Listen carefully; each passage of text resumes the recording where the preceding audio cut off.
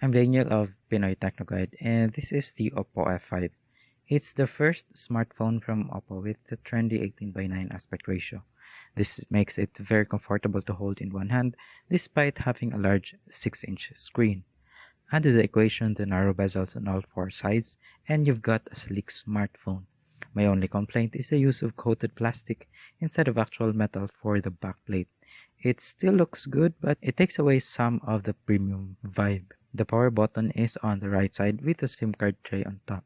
Notice that there are separate slots for the two SIM cards and the micro SD card, so you don't have to sacrifice one for the other. On the other side is the volume buttons, while the bottom is a bit busy with the loudspeaker, micro USB 2.0 port, and 3.5mm audio jack. The phone runs on Android 7.0 Nougat out of the box, but with the company's ColorOS 3.2 overlay. It's a simple user interface with not so subtle iOS influences. There's even a control center like quick settings panel that can be accessed by swiping up from the bottom of the display. It's an advantage for one-hand usage because you don't need to reach the top to access these shortcuts.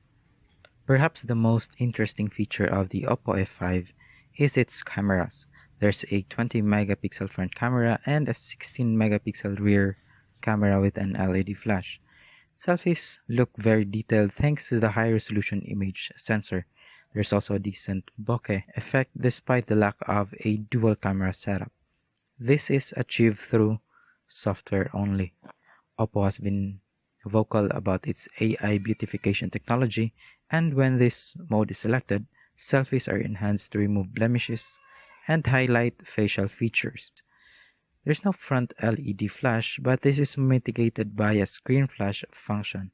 It's effective and doesn't blind you for taking that selfie in the dark. The rear camera is good for mobile photography too. It takes almost no effort to capture stunning pictures of buildings, landscapes, and people. I think the main factor for this is the wide f1.8 aperture lens. Even photos taken under artificial light have minimal artifacts. In terms of performance, the OPPO F5 scores like its mid-range competitors in benchmarks. It gets an average score of 63,500 points on Antutu, while real-life usage is smooth and powerful enough for most games. Asphalt 8 is smooth.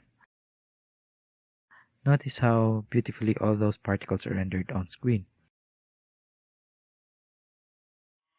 Real Racing 3 is still smooth and highly enjoyable, but you'll notice some jagged edges.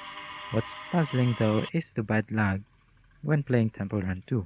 It might be an issue with the game instead of the device. Streaming 1080p videos is smooth.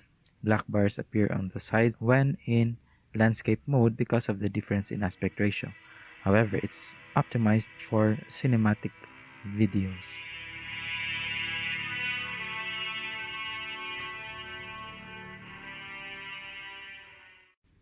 Thankfully, apps are already optimized for the tall display. I haven't found an app that doesn't utilize the entire display so far. The audio quality of the OPPO F5 gave me mixed feelings. Its loudspeaker is noticeably overpowered, resulting in loud but slightly distorted audio at high volume. Meanwhile, listening to music with the free earphones is a wonderful experience. It's not the in-ear type, but bass is present and vocals are clear. Now let's talk about that facial recognition feature. It only uses the front camera unlike the dedicated sensors of the iPhone X, but it works well and I haven't fooled it yet with a photograph. The fingerprint sensor's elongated design also leaves lesser failed unlocking attempts compared to front-mounted ones. I subjected the device to a selfie battery test. That means taking a selfie once a minute with the display on maximum brightness all the time. The OPPO F5 lasted for 7 hours and 20 minutes, which is not bad at all.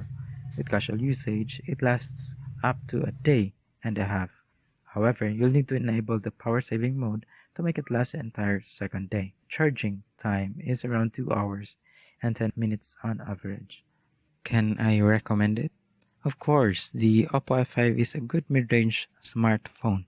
Its cameras will surely give you great selfies, the display is large without making the phone unwieldy, and gaming is highly enjoyable.